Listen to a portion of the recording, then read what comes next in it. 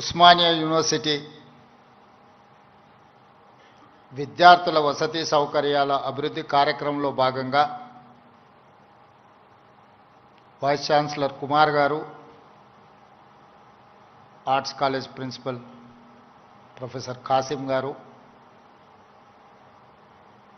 Osmania university సిబ్బంది అందరూ కలిసి ఈ కార్యక్రమాన్ని మీరు ప్రారంభించాలి.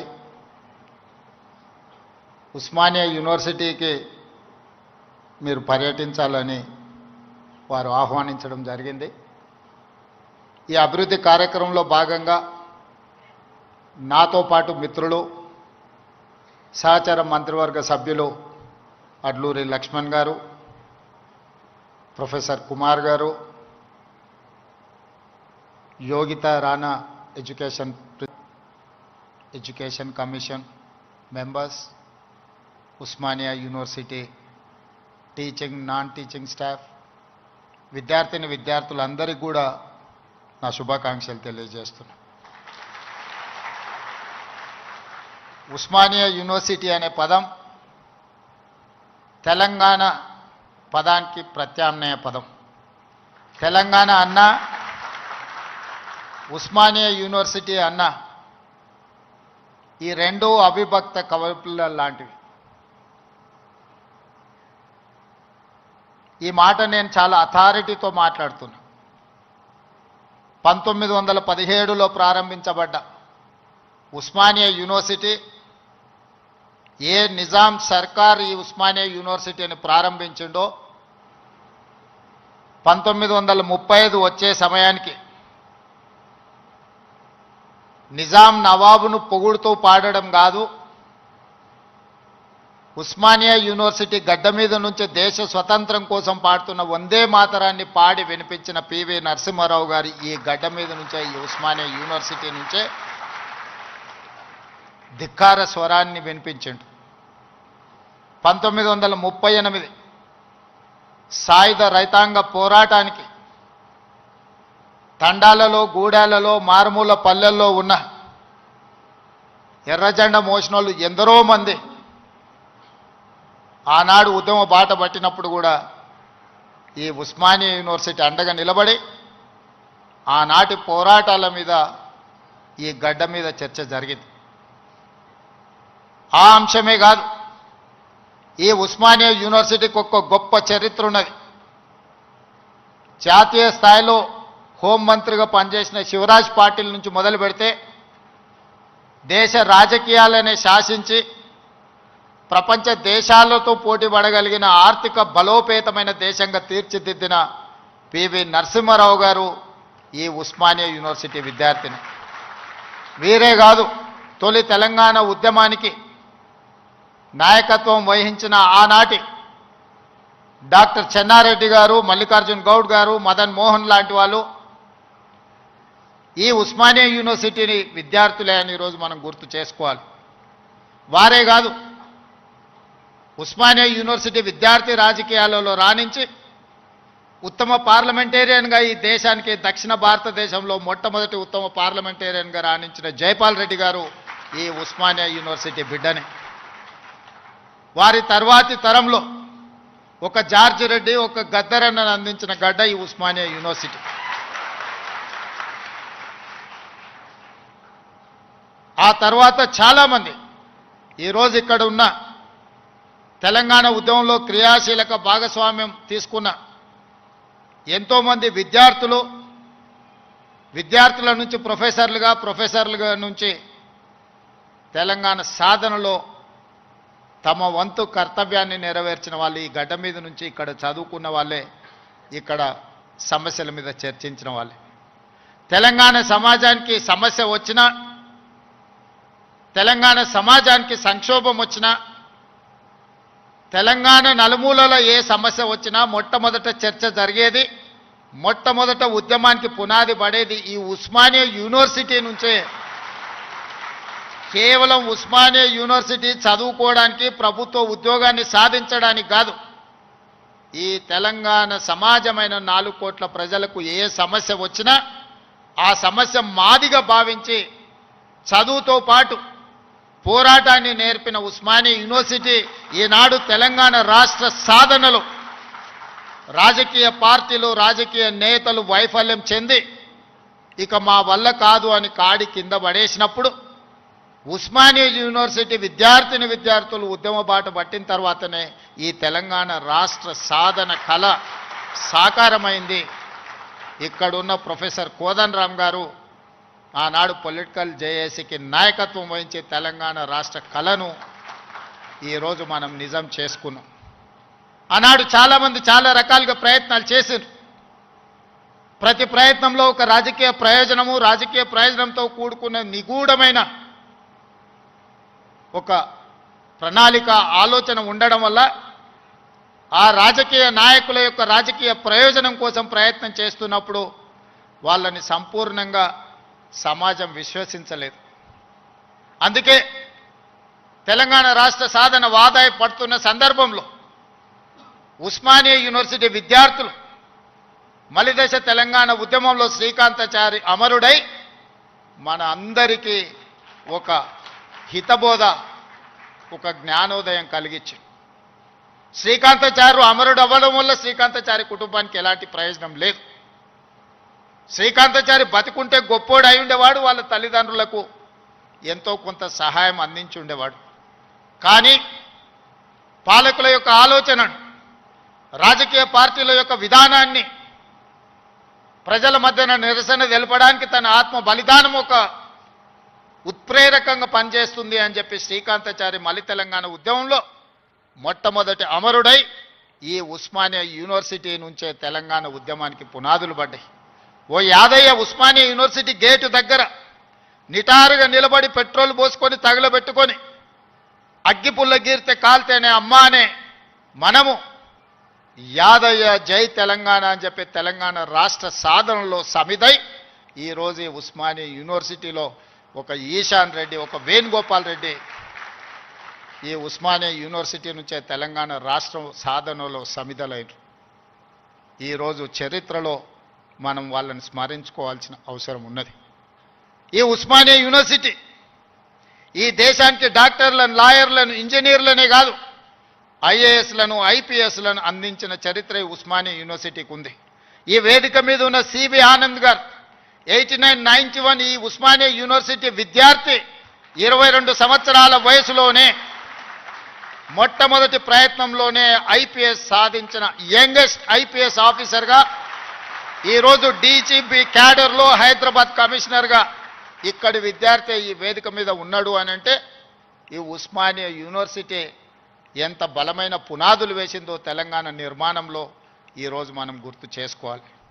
అందుకే మిత్రులారా, తెలంగాణలో ఏ సమస్య వచ్చినా తెలంగాణ ప్రజలకు ఏ అవసరం వచ్చినా అండగా నిలబడే ఈ ఉస్మానియా యూనివర్సిటీ కళావిహీనమైపోయి వైస్ ఛాన్సలర్ల నియామకం జరగక, ప్రొఫెసర్లు రిటైర్ అయిపోతే ప్రమోషన్లు ఇవ్వక, అసోసియేట్ అసిస్టెంట్ ప్రొఫెసర్లను కాదు లెక్చరర్లను నాన్ టీచింగ్ స్టాఫ్ను కూడా నియామకాలు చేయక కొద్ది కొద్దిగా క్యాన్సర్ లాగా ఈ ఉస్మానియా యూనివర్సిటీని నిర్వీర్యం చేసి తెలంగాణ సమాజానికి చైతన్యాన్ని అందించే ఈ ఉస్మానియా యూనివర్సిటీని కాల గర్భంలో కలిపేయాలని కుట్ర జరుగుతున్న సందర్భంలో ఖచ్చితంగా ఈ ఉస్మానియా యూనివర్సిటీ పూర్వ వైభవాన్ని మళ్ళీ ప్రారంభించాలి అనే ఒక గొప్ప ఆలోచనతోని నేను ముఖ్యమంత్రి అయిన మరుక్షణం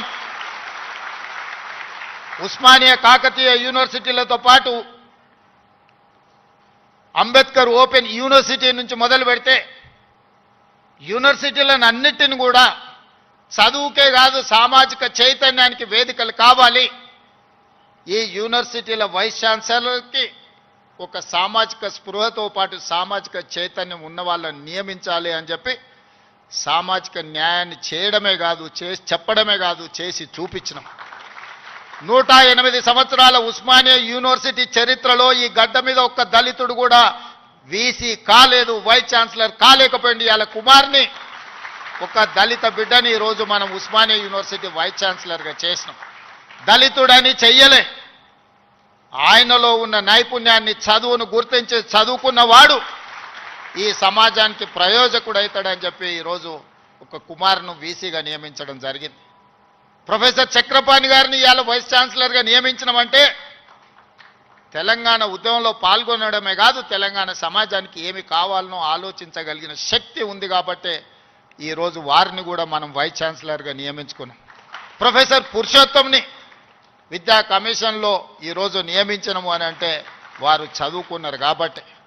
ఇలా విద్యా కమిషన్ మొట్టమొదటిసారి తెలంగాణ రాష్ట్రంలో ఏర్పాటు చేసుకుంటే అక్నూర్ మురళి ఐఏఎస్ ఆఫీసర్ని దానికి నియమించడం అంటే, ఒక చారగొండ వెంకటేష్ని ఈ యూనివర్సిటీ విద్యార్థిని అందులో సభ్యుడిగా వేసినామంటే ఈరోజు వాళ్ళు చదువుకున్నారు, చైతన్యం ఉన్నది కాబట్టే ఈ సమాజానికి ప్రయోజనం చేకూరాలి అని ఈరోజు బాలలక్ష్మికి కూడా అవకాశం ఇచ్చినామంటే ఈ ఉస్మానియా యూనివర్సిటీ విద్యార్థిని.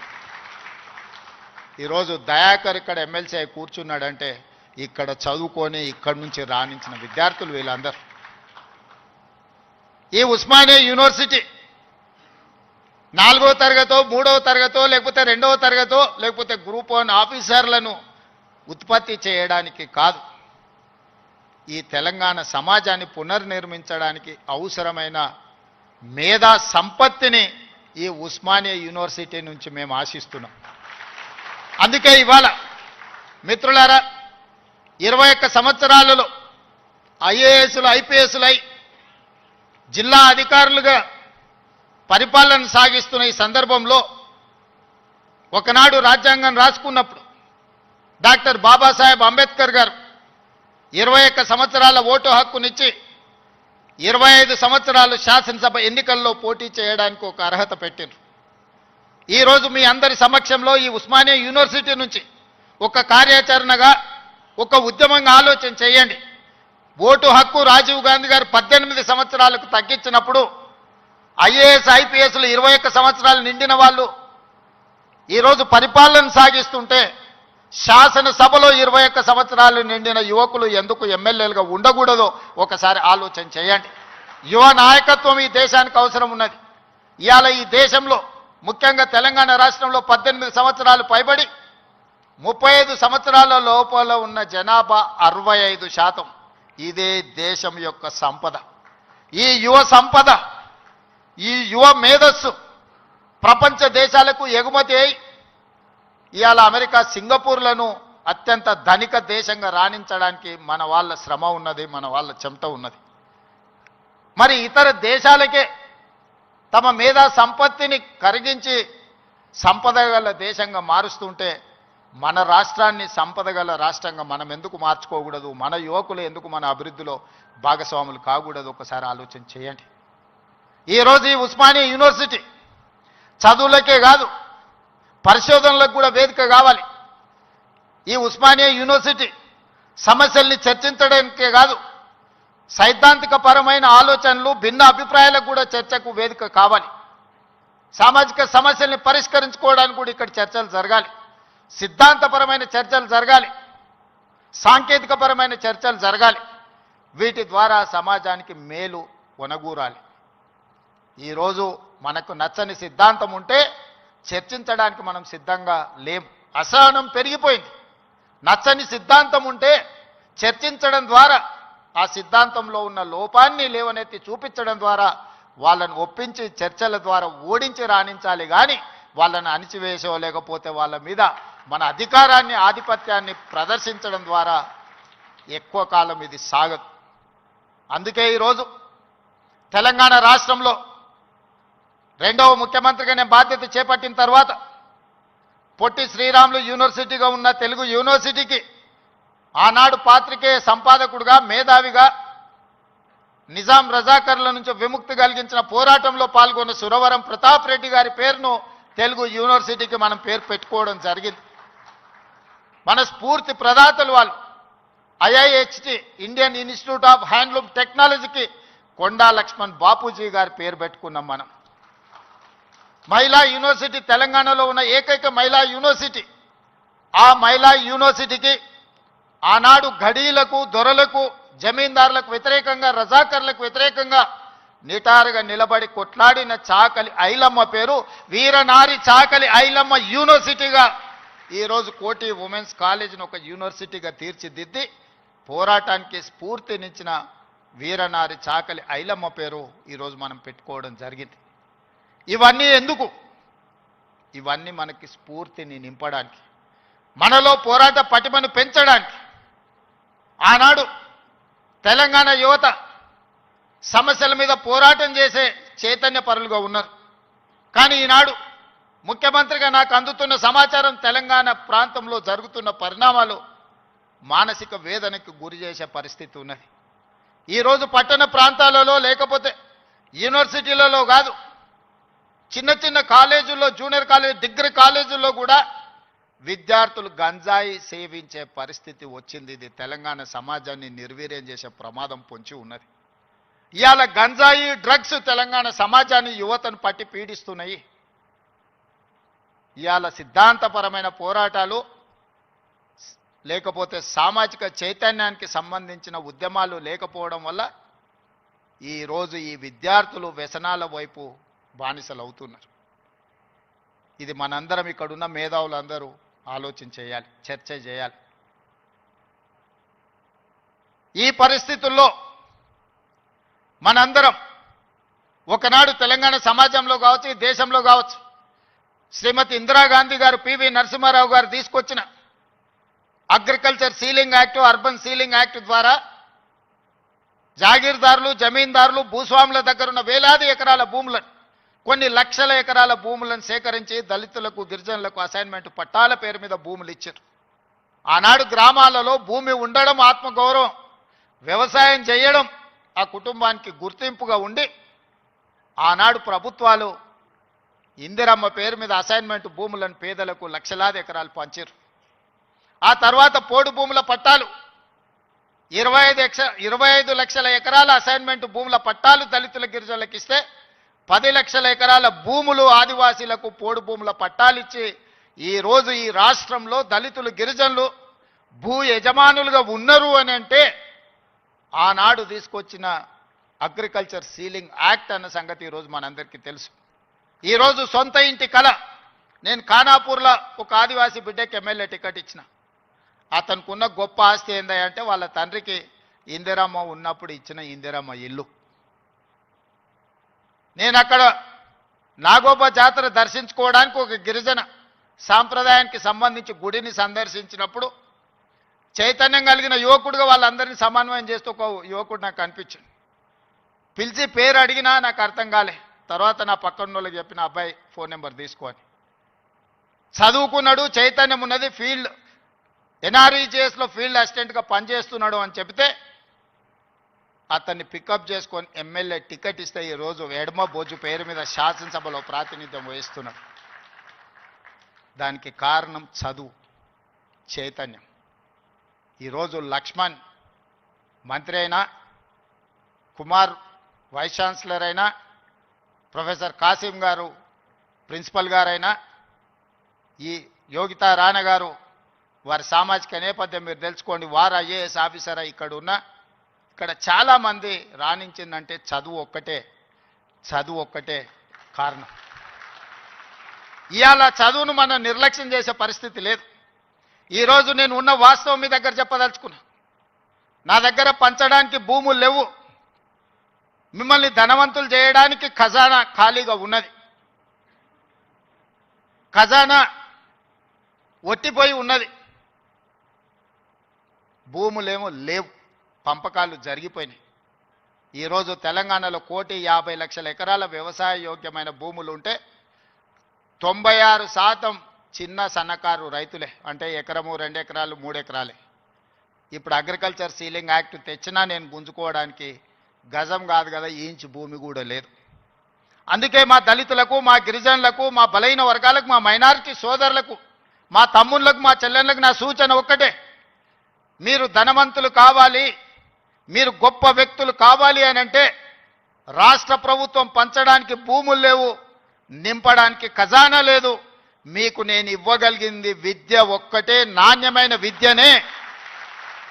మీ తలరాతలను మారుస్తుంది.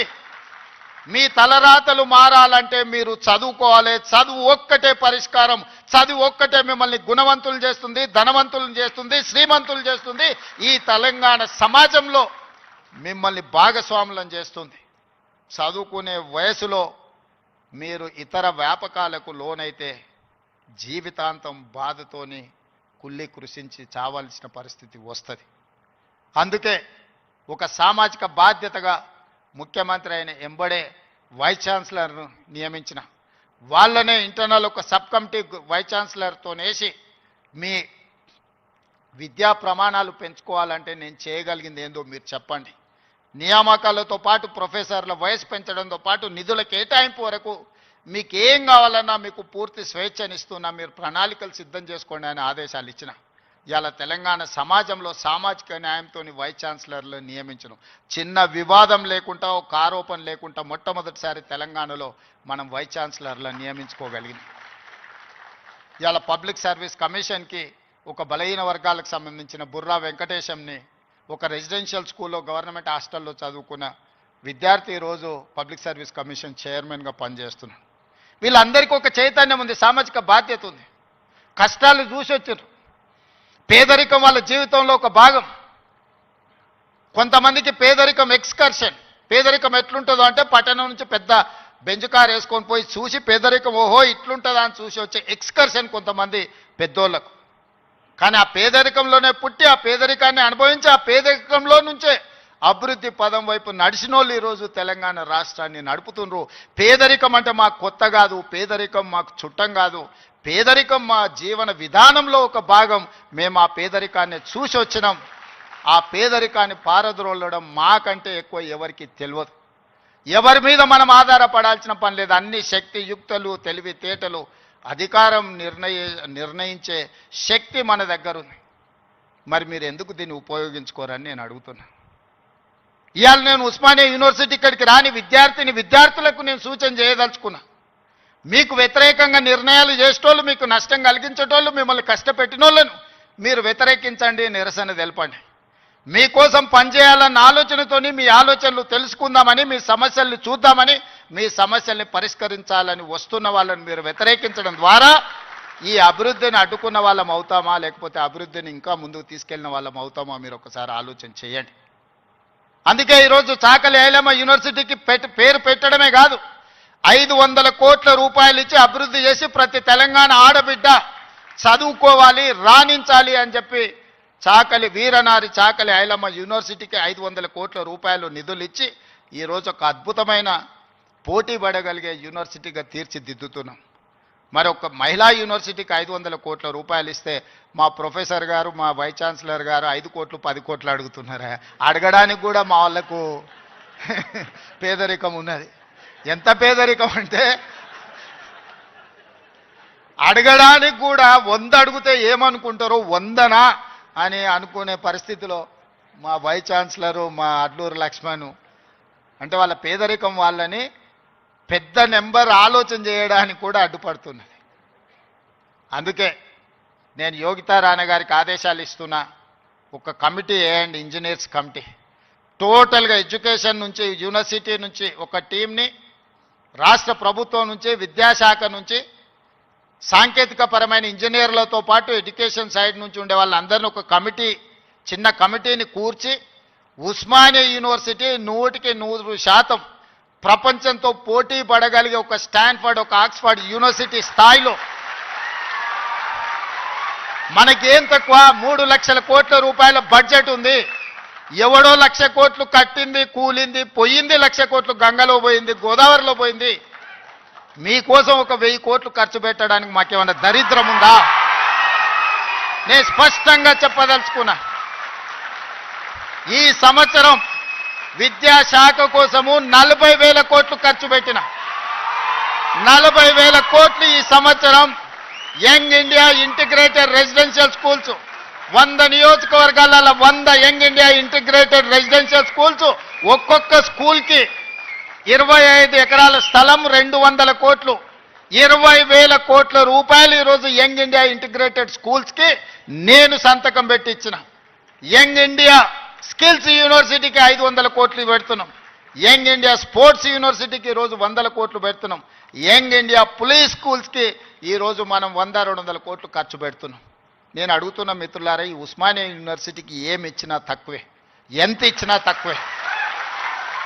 ఇది చరిత్ర కాలగర్భంలో కలవద్దు. ఇది చరిత్రకు ఎప్పుడు నిటారుగా నిలబడ్డ సజీవ సాక్షిగా ఉండాలి ఉస్మానియా యూనివర్సిటీ. ఏం కావాలనో అడగండి, అడగకపోతే మీ పేదరికమే, అడగకపోతే మీదే పేదరికం. అది నా తప్పు కాదు, అది మీ తప్పు, మీ పేదరికం తప్పు. మీ ఆలోచనల్ని సవరించుకొని అంచనాలను వేసుకొని ఏమేం కావాలనో చెప్పండి, అన్నిటిని ఇచ్చే బాధ్యత నాది. దీన్ని ఒక అద్భుతమైన యూనివర్సిటీగా, ఈ యూనివర్సిటీ లేకపోతే తెలంగాణకు చరిత్రనే లేదు. తెలంగాణ చరిత్రను నిక్షిప్తం చేసే యూనివర్సిటీ ఉస్మానియా యూనివర్సిటీ. తెలంగాణ పదానికే ప్రత్యామ్నాయం ఉస్మానియా యూనివర్సిటీ.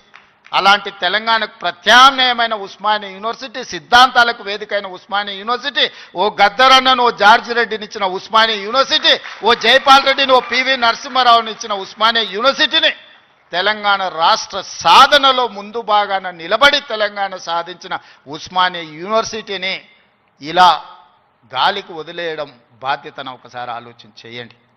అందుకే మిత్రులారా, ఏమైనా అంచనా వేసుకోండి, ఏమేం కావాలనో నాకు చెప్పండి. మళ్ళీ నేను వస్తా. ఠాగూర్ ఆడిటోరియం కాదు, ఠాగూర్ ఆడిటోరియం కాదు. మా వీసీ గారికి, మా పోలీస్ సిబ్బందికి చెప్తున్నా, ఆ ఎల్ల నేను వచ్చిన రోజు క్యాంపస్ లోపల ఒక్క పోలీసు కూడా పెట్టకండి. ఏ విద్యార్థులు ఏ నిరసన అయినా తెలపనియండి, నిరసన తెలిపే స్వేచ్ఛ కూడా వాళ్ళకి ఇద్దాం. ఆర్ట్స్ కాలేజ్ ముందు మీటింగ్ పెడతా, మీకు కావలసిన 100 కోట్ల నిధులు ఇస్తా. మళ్ళీ మీటింగ్ ఆర్ట్స్ కాలేజ్ దగ్గరనే, అక్కడ ఇక్కడ కాదు.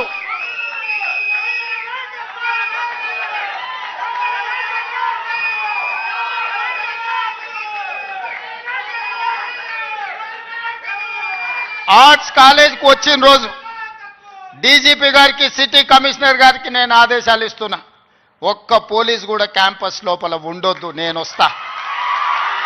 ఎవరు వీళ్ళు?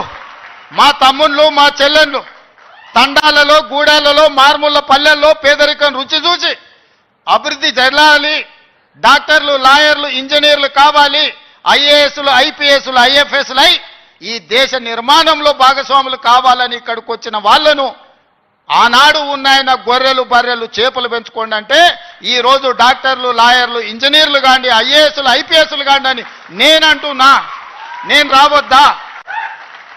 ఎందుకు రావద్దు? గొర్రెలు, బర్రెలు, చేపలు పెంచుకునేటోనికి నేను రావద్దని కోరుకుండొచ్చు, కానీ డాక్టర్లు, లాయర్లు, ఇంజనీర్లు, ఐఏఎస్లు, ఐపీఎస్లు అయ్యే విద్యార్థులకు నేను రావద్దని నన్ను అడ్డుకోవాలన్న ఆలోచన ఎందుకు ఉంటుంది? ఒకవేళ అడ్డుకుంటే వాళ్ళు వేసే యక్ష ప్రశ్నలకు సమాధానం చెప్పే చిత్తశుద్ధి నాకుంది. తెలివి ఉందా లేదా పక్కన పెడితే నాకు చిత్తశుద్ధి ఉంది. నా చిత్తశుద్ధిని ఎవరు ప్రశ్నించలేరు, ఎవరు శంకించలేరు. అందుకే మీరు అంచనాలు పెంచండి, అంచనాలు వేయండి, అన్ని వివరాలు సేకరించండి. డిసెంబర్ మాసం మనకు అత్యంత కీలకమైన మాసం. Miracle month is December. క్రిస్మస్ని మిరకల్ మంత్ అంటారు, అద్భుతాలు జరిగే నెల అంటారు. డిసెంబర్ 9, 2009కి చరిత్ర పుటలలో ఒక గొప్ప పేజీ ఉన్నది. మొట్టమొదటి తెలంగాణ రాష్ట్ర ప్రకటన డిసెంబర్ 9, 2009 నాడు జరిగింది. అందుకే డిసెంబర్ నెల అంటే నాకు అత్యంత ఇష్టం. మళ్ళీ డిసెంబర్లో ఆర్ట్స్ కాలేజ్ దగ్గర మీటింగ్ పెట్టండి, నేను వస్తా. మీకేం కావాలనో అక్కడికక్కడ అన్ని మంజూరు చేసి జీవో ఇచ్చిపోతా. మొత్తం లెక్క పెట్టండి, ఏం పనులు కావాలో నాకు చెప్పండి. అన్ని రిక్రూట్మెంట్స్తో సహా మీరు ప్రణాళికలు చేసుకోవాల్సింది. నేను మంజూరు చేసేదే నా బాధ్యత.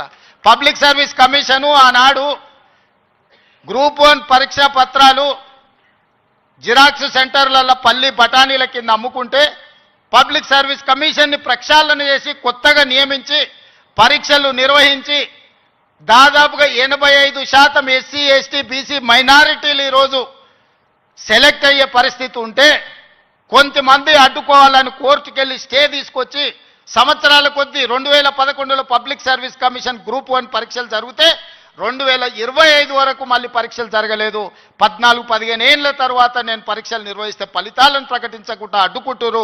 విద్యార్థులారా మీరు ఆలోచన చేయండి.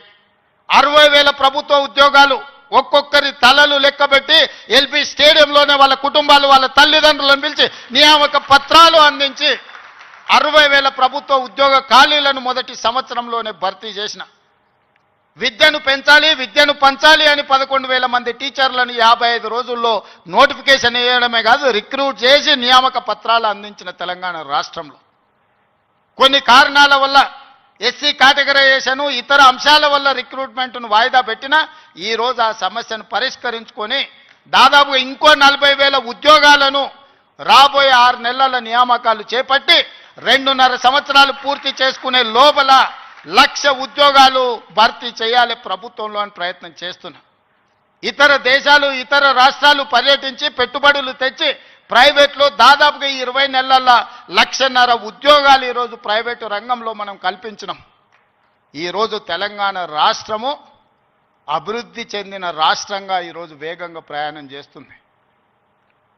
Self collection of revenue, law and order, policing ప్రతిదీ దేశంలోనే నెంబర్ 1 రాష్ట్రంగా ఈరోజు కేంద్ర ప్రభుత్వం గుర్తించింది. నేను చెప్పట్లేదు, కేంద్ర ప్రభుత్వం నివేదికలు చెప్తున్నాయి. శాంతి భద్రతలను కాపాడడం నుంచి మొదలు పెడితే ఈరోజు నిత్యావసర వస్తువుల ధరలను నియంత్రించడంలో ఇన్ఫ్లేషన్లో కూడా Telangana is lowest inflation state in the country, 1.5. బయట రాష్ట్రాలకి జాతీయ స్థాయిలో 8% ఇన్ఫ్లేషన్ ఉంటే ఇతర రాష్ట్రాల 6-7% ఉంటే నిత్యావసర వస్తువులను నియంత్రించి 1.5% ఇన్ఫ్లేషన్ ఉన్న రాష్ట్రంగా తెలంగాణ మొట్టమొదటి స్థానాన్ని ఆక్రమించింది. ఎన్నడైనా ఆలోచన చేసిండ్రా? సన్న బియ్యం ప్రతి పేదవాడికి 3,10,00,000 మందికి ఈరోజు సన్న బియ్యం తింటున్నారంటే 60 రూపాయల కేజీ ఉన్న సన్న బియ్యం ఇవాళ 45 రూపాయలకే మార్కెట్లో దొరుకుతున్నాయంటే 3,10,00,000 మందికి ఈరోజు రాష్ట్ర ప్రభుత్వం సన్న బియ్యం ఇవ్వడం. రేషన్ కార్డు అడగాలంటే అదో అమెరికా వీసా లాగా ఉండే ఒకనాడు. ఇవాళ ప్రతి పేదవాడికి రేషన్ కార్డు ఇచ్చి ఇంటింటికి వెళ్ళి నీకు రేషన్ కార్డు కావాలన్నా తీసుకో అని చెప్పి ఈరోజు ఇస్తున్న ప్రభుత్వం మనది కాదా? ఈ ప్రభుత్వం ఉన్నదే మీకోసం. వీటిని అమలు చెయ్యాలి అంటే నియమ నిబంధనల ప్రకారం మనం పనిచేయాలి. ఉద్యోగ నియామకాలు ఇవ్వాలి అంటే నేను నోటిఫికేషన్ ఇవ్వాలి. ప్రభుత్వ శాఖలలో ఖాళీలను తెచ్చుకోవాలి, రేషనలైజేషన్ చేయాలి, ఎక్కడెక్కడ ఖాళీలు ఉన్నాయో గుర్తించాలి. ఆ ఖాళీలను పబ్లిక్ సర్వీస్ కమిషన్కో, పోలీస్ కమిషన్కో, లేకపోతే మెడికల్ అండ్ హెల్త్ డిపార్ట్మెంట్ ద్వారానో ఈరోజు నియామకాలు చేపట్టడానికి ఒక ప్రాసెస్ ఉంది. ఆ ప్రాసెస్ ప్రకారం మనం ఈరోజు చేసుకుంటున్నాం. ఒకనాడు నోటిఫికేషన్ల కోసం మీరు ధర్నాలు నిరసనలు చేసేది. నేను మీద నోటిఫికేషన్లు ఇస్తే అశోక్ నగర్ చౌరస్తాలు, అమీర్పేట చౌరస్తాలు రోజు నిరసనలు. ఇన్ని నోటిఫికేషన్లు మాకు వద్దని మొట్టమొదటిసారి తెలంగాణ రాష్ట్రంలో నోటిఫికేషన్లు తగ్గించడం ఉద్యమం జరిగింది. అందుకే మిత్రులారా, మీకు అనుమానాలు ఉంటే నివృత్తి చేస్తా. కొన్ని రాజకీయ పార్టీలకు కొంతమందికి అధికారం పోయినా కడుపుమంట ఉంటుంది, బాధ ఉంటుంది, దుఃఖం ఉంటుంది, ఆవేదన ఉంటుంది. కొడుకులను ఏమేమో చేద్దాం అనుకుంటే ఎందుకు కాకుండా పోతురని తండ్రికి ఆవేదన ఉంటుంది. ఆవేదనతో ఆరోగ్యం కూడా దెబ్బతింటుంది. మీరు వాళ్ళ ఉచ్చులో పడితే ఎట్లా? నేనెవరినే? మీరందరు కలిసి చేస్తేనే ముఖ్యమంత్రి అయినా కదా. నేను ఆకాశం నుంచి ఊడిపడ్డానా? అమెరికా నుంచి వచ్చినా? ఏం నుంచి వచ్చినా? నల్లమల్ల అడవుల నుంచి, కొండారెడ్డిపల్లి నుంచి వచ్చిన ప్రొఫెసర్ కాసింది మాది పక్క ఊరే. మీ ఊరు నుంచి, మీ దగ్గర నుంచి గవర్నమెంట్ స్కూల్లో చదివి మీతో పాటు 20 ఏళ్ళు ఉండి జడ్పీటీసీగా, ఎమ్మెల్సీగా, ఎమ్మెల్యేగా, ఎంపీగా 20 సంవత్సరాలు మీతో పాటు ఉండి, మీతో పాటు పెరిగి, మీతో పాటు మీరు ఆశీర్వదిస్తేనే ఈరోజు తెలంగాణ రాష్ట్రానికి ముఖ్యమంత్రి అయినా. చదువుకోవడానికి గుంటూరు పోలేదు, లేకపోతే పూనా పోలేదు, లేకపోతే అమెరికా పోలే. నేను చదివింది ఇక్కడనే, పెరిగింది ఇక్కడనే, ఎన్నికైంది ఇక్కడనే. మా తాతలు ముత్తాతలు ఎవరు పెద్ద పెద్ద పదవులలో లేరు. మా నాయన పేరు చెప్పి నేను ఇక్కడికి రాలేదు. కష్టపడి మీరు ఆశీర్వదిస్తే ఇక్కడికి వచ్చిన. చెట్టు పేరు చెప్పి చింతకాయలు అమ్మదలుచుకోలేదు నేను. కొంతమంది చెట్టు పేరు చెప్పి అమ్ముకునే ప్రయత్నం చేస్తారు. అట్లాంటి వాళ్ళని చూస్తున్నాం. వాళ్ళకి బాధ ఉంది, దుఃఖం ఉంది, కోపం ఉంది. ఎందుకంటే ఉన్న పదంగా ఒక రైతు బిడ్డ ముఖ్యమంత్రి అయితే ఎట్లా? దొరల చేతులు ఉండాల్సిన పెత్తనం పేదోళ్ళ చేతులకు పోతే ఎట్లా అని వాళ్ళకి ఆవేదన ఉంటుంది. అర్థం చేసుకోవచ్చు వాళ్ళ ఆవేదన ఏందో. అట్లాంటి వాళ్ళ ఉచ్చుల పడకండి. సమస్య ఉంటే నాకు చెప్పండి. నా మంత్రులందరూ అందుబాటులో ఉన్నారు. మీ మంత్రి లక్ష్మణ్ ఎవరే? మీ మధ్యలో ఉండేటోడే కదా. పొన్నం ప్రభాకర్ ఎవరే? విద్యార్థి రాజకీయాల నుంచి వచ్చినోడే కదా. ఏ పేరైనా తీసుకోండి. ఈరోజు నా మంత్రివర్గంలో ఉన్నోళ్ళు మీకు అందుబాటులో ఉండనోళ్ళ? మీరు కలిస్తే చెబితే విననోళ్ళ? ఇవాళ ప్రొఫెసర్ కోదండరామ్ గారిని ఎమ్మెల్సీగా చేసినాం. ఎందుకు? మీ సమస్యలు విని చట్టసభలలో ప్రస్తావిస్తాడని. కుట్ర చేసి సుప్రీంకోర్టుకి వెళ్ళి కొట్టేపించారు. నేను మళ్ళీ చెప్తున్నా, సార్ 15 రోజులు మళ్ళీ ఎమ్మెల్సీకి పంపుతాం, ఎవడడ్డం వస్తాడో చూద్దాం. ఎందుకంటే ప్రజాస్వామికంగా ప్రజల సమస్యల్ని ప్రస్తావించే వాళ్ళు చట్టసభలో ఉండాలనేది నా ఆలోచన. అలాంటి వాళ్ళని నువ్వు పంపించినప్పుడు వాళ్ళకు కూడా పదవి ఉండొద్దని సుప్రీంకోర్టు వరకు పోయి కోట్ల రూపాయలు పెట్టి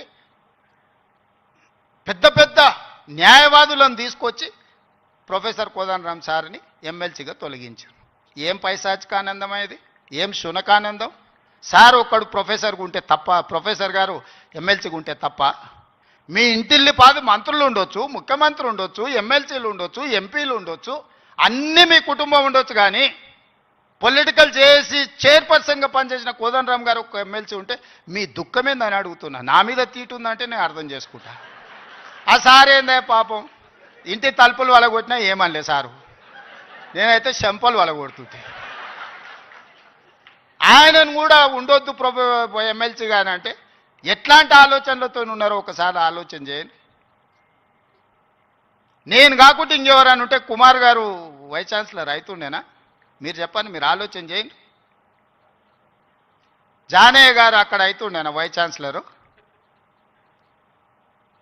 ఈ సామాజిక చైతన్యం ఆనాడు దయాకర్ ఉద్యమంలో యాక్టివ్గా ఉన్నాడు కదా, 10-12 ఏళ్ళు పాపం ఏది రాకుండా అందరు అడ్డం పడ్డారు కదా, ఇవాళ ఎమ్మెల్సీ అయ్యింది కదా దయాకర్ కూడా.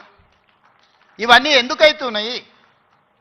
బాలలక్ష్మి మీ బిడ్డనే కదా, మీ యూనివర్సిటీలో పెరిగిన అమ్మాయే కదా, ఈరోజు ఈ రాష్ట్ర ప్రభుత్వాన్ని నడిపే దాంట్లో భాగస్వామి అయింది కదా. నేను మీకు విజ్ఞప్తి చేసేది ఒకటే, అపోహలకు లోన్ కాకండి. అబద్ధాల సంఘాలు ఉంటాయి, దానికి అధ్యక్షులు ఉంటారు, తండ్రి కొడుకులు. ఆ అబద్ధాల సంఘం చెప్పి అబద్ధాలను మీరు నమ్మకండి. ఈ అబద్ధాల సంఘము ఊరంతా వాట్సాప్ అని, సోషల్ మీడియా అని, ఆ మీడియా అని అడ్డగోలుగా సంపాదించింది ఖర్చు పెట్టి అబద్ధాలన్నిటిని కూడా అందులో పెట్టి ఈ మనం పిల్లలందరూ కష్టపడి సాంకేతిక నైపుణ్యంతో ఏఐ తెస్తే ఏఐ పెట్టి సెంట్రల్ యూనివర్సిటీ దగ్గర ఏనుగులు సింహాలు ఉన్నాయి, వాటిని మేము చంపుతున్నామని పెట్టారు. తెలంగాణలో ఏనుగులు అనేటివే లేవయా, సింహాలు అనేటివే లేవు. మానవ రూపంలో ఉన్న మృగాలు ఉన్నాయి, అవి ఫామ్ హౌజ్లలో ఉన్నాయి. వాటిని నిర్బంధించడానికి వలలేయండి, మదర్ ట్రైన్లను బంధించడానికి గోతులు దొవ్వండి. లేని ఏనుగులను, లేని సింహాలను సెంట్రల్ యూనివర్సిటీలో ఉన్నాయి, వాటిని నేను చంపేస్తున్నా అని చెప్పి సోషల్ మీడియాలో ఏ ఆర్టిఫిషియల్ ఇంటెలిజెన్స్ను ఉపయోగించి అతి తెలివితేటలన్నీ ప్రదర్శించి అడ్డుకున్నారు. ఎంతకాలం అడ్డుకుంటారు? ఏది ఇష్టం లేదు వాళ్లకు. ఏదన్నా మనం వచ్చినాక చేస్తా అన్నది ఏదన్నా ఇది మంచిగా ఉంది, ఇది బాగుంది అన్నారా? గంజాయి డ్రగ్స్ను నిర్మూలించడానికి ఈగల్ ఫోర్స్ అని తెచ్చినాం, అది ఎందుకయ్యా రద్దు చేయండి అన్నారు. చెరువుల పేరు మీద, ఫామ్ హౌజ్ల పేర్ల మీద చెరువులు ఆక్రమించుకొని గండిపేట, ఉస్మాన్ సాగర్, హిమాయత్ సాగర్లను ఆక్రమించుకొని పెద్ద పెద్ద ఫామ్ హౌజులు కట్టుకుంటే కూలగొట్టడానికి హైడ్రా తెచ్చిన. లేదు హైడ్రాని కూలగొట్టండి అంటారు. మన వరదలు వచ్చినప్పుడు సామాన్యులు చెప్తారు, సార్ మా ఇళ్ళకి నీళ్ళు వచ్చినా, మా టీవీలు, ఫ్రిడ్జులు, మంచాలు, మా ఆస్తి అంతా తడిచిపోయింది, ఏం చేయాలి సార్ అని. సన్న బియ్యం ఇస్తే ఇచ్చేదే లేదండి, రేషన్ కార్డు ఇస్తే వద్దండి. ఏది చేసినా వద్దంటురు. ఈ వద్దనేటోళ్ళని ఏమనాలో మీరే చెప్పుర్రి. ఏదన్నా ఒక్కటన్నా అభినందించినా 20 నెలల్లో అన్ని ఇచ్చిపెట్టుండ్రి. వైస్ ఛాన్సలర్ నియమించిన మంచి పనే కదా, రిక్రూట్మెంట్ ఇవ్వమని అనుమతించిన మంచి పనే కదా. గలీజ్ అలవాట్లు ఉన్న గంజాయి డ్రగ్స్ను రద్దు చేయాలి, ఈపులు ఇరగొట్టాడని చెప్పినా అది అయితే మంచి పనే కదా. ఇవి కూడా అభినందించకుండా నన్ను తిడుతున్నారంటే వాళ్ళ ఉద్దేశం ఏంది, వాళ్ళ దుఃఖం ఏంది? మీకు వాళ్ళతో ఉన్న లాలూచేంది? గంజాయి అమ్మేటోళ్ళతోని, డ్రగ్స్ అమ్మేటోళ్ళతోని. దీపావళి పండుగ కంటే దావత్ చేసుకున్నాడంట బామర్ది, మేము దీపావళి పండుగకు చిచ్చుబుట్లు కాల్చుకుంటే వాళ్ళు సారా బుట్లు పెట్టుకొని దావత్ చేసుకుని అందులో పట్టుకుంటే డ్రగ్స్ తీసుకున్నాడు దొరికిండు. అట్లెట్లా పట్టుకుంటారు అంటాడు. అంటే డ్రగ్స్ తీసుకుంటే పట్టుకోవద్దా? మీరే చెప్పుర్రి. వద్దు అని అంటే వదిలిపెడదాం. మరి మీరు అందరు కలిసి తీర్మానం చేస్తే గంజాయి డ్రగ్స్ తీసుకోవచ్చు, మనం ఏమనొద్దు. తెలంగాణ రాష్ట్రంలో వాళ్ళు చెప్పినట్టు మరి అట్లాంటి రాజ్యాంగం ఏదైనా ఉంటే నాకు చూపియ్యరు. ఇట్లాంటి వాళ్ళు తెలంగాణ సమాజానికి పట్టిన చెదలు. ఆ చెదల్ని మనం ఒకసారి గుర్తించడం కొంచెం ఆలస్యం అవుతుంది. ఎందుకంటే మన ఇళ్ళల్లో మనం వుడ్ వర్క్ చేసుకున్నప్పుడు ఇట్లనే కనిపిస్తుంది, లాస్ట్కి ఇట్లా చూస్తే మొత్తం డొల్లయిగా అనిపిస్తుంది. తెలంగాణ సమాజానికి కూడా వాళ్ళు ముసిగేసుకున్న చెదల్లాంటి వాళ్ళు. వాళ్ళు ఈ తెలంగాణ సమాజం బాగు కోరుకోరు, ఉస్మానియా యూనివర్సిటీని బతకనియరు, మళ్ళీ వచ్చిండ్రంటే ఆలోచనలకు కూడా వచ్చినా ఈ ఉస్మానియా యూనివర్సిటీని ఉంచరు. లేఅవుట్లు వేసి ప్లాట్లు అమ్ముకుంటారు తప్పితే ఈ ఉస్మానియా యూనివర్సిటీని ఉంచరు. ఎందుకంటే చదువుకోవద్దు, వాళ్ళ ఏకైక కుట్ర ఒక్కటే, గొల్లోళ్ళు గొర్రెలు పెంచుకోవాలి, మాదిగోళ్ళు చెప్పులు కుట్టుకోవాలి, గౌన్లోళ్ళు ఈదులు గీసుకోవాలి, ముదిరాజులు చేపలు పట్టుకోవాలి, వాళ్ళు మాత్రం దొరలు మాత్రం రాజ్యాలు ఏలుకోవాలి. గింతనే సింపుల్ ఫిలాసఫీ వాళ్ళది. నాది దానికి విరుద్ధం. మా పిల్లలు, మా తమ్ముళ్ళు, మా చెల్లెళ్ళు డాక్టర్లు, లాయర్లు, ఇంజనీర్లు కావాలి. ఈ తెలంగాణ సమాజం అభివృద్ధి చెందిన రాష్ట్రంగా 2034కు $1 ట్రిలియన్ ఎకానమీ, 2047కు $3 ట్రిలియన్స్ ఎకానమీ కావాలి అని అంటే మీరందరూ అభివృద్ధి సాధించాలి, చదువుకోవాలి. చదువు ఒక్కటే మీ తలరాతను మారుస్తుంది. ఈ చదువు ఒక్కటే మిమ్మల్ని సమాజంలో గుర్తింపు, గౌరవాన్ని ఇస్తుంది. ఆ చదువుకు ఏం కావాలన్నా చేసే బాధ్యత నాది. మీ సోదరుడిగా, మీ వాడిగానే మాటిస్తున్నా. ఏం కావాలనో అడగండి, అన్నిది ఇచ్చే బాధ్యత నాది. ఇంకో దగ్గర అయితే అవసరమైతే ఆపుతా. ఇంకెక్కడన్నా అడ్జస్ట్మెంట్ ఉంటే, అక్కడనో ఇక్కడనో ఇంకేదాన్ని ఉంటే నల్లా బంద్ చేసి అయినా కాలు ఇక్కడ మలుపుతా. మీరేం ఫికర్ పెట్టుకోకరే, నేనున్నా. మీరు కావాల్సింది చేసుకోండి. ధన్యవాదాలు మిత్రులారా. Yeah, you can give him a standing ovation for that wonderful message. Thank you, sir, for your profound and visionary address. Your words have not only inspired, but also laid out a clear roadmap for the future of higher education in Telangana. Kindly take your seats. Sir is in a hurry to go to Delhi. We would quickly finish with the release of 2 fellowship schemes. First is the launch of CM's PhD fellowship for full-time non-fellowship scholars, sponsored by Singareni Colors Company Limited and Usmania University. Thanks to the MD Balram Garu and Usmania University for sponsoring 200 scholarships. CM's PhD fellowship for full-time non-fellowship scholars. Srinivas sir and Prasanna ma'am are there. May I request sir to launch another fellowship, that is overseas fellowship for PG and PhD students, sponsored by HMDA and MAUD, Government of Telangana and Usmania University. It's a reverse sir. May I request the organizing team to quickly get ready for felicitating our Honorable Chief Minister and thanking him for his presence and a powerful speech that he made in our midst. A quick felicitation to our Chief Minister, sir. I know sir is getting ready. Sir, please, quickly. A small token of gratitude, sir, for the electrifying speech and your presence and the time that you have taken to visit Usmania University. Thank you so much, sir. We all indebted to you. Sir, one more.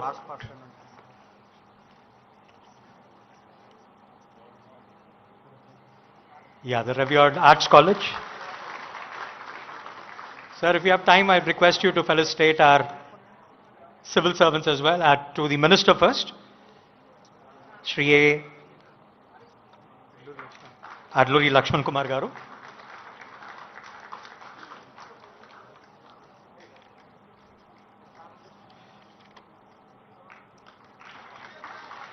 To Dr. Rana ma'am, quickly. No. Thank you so much.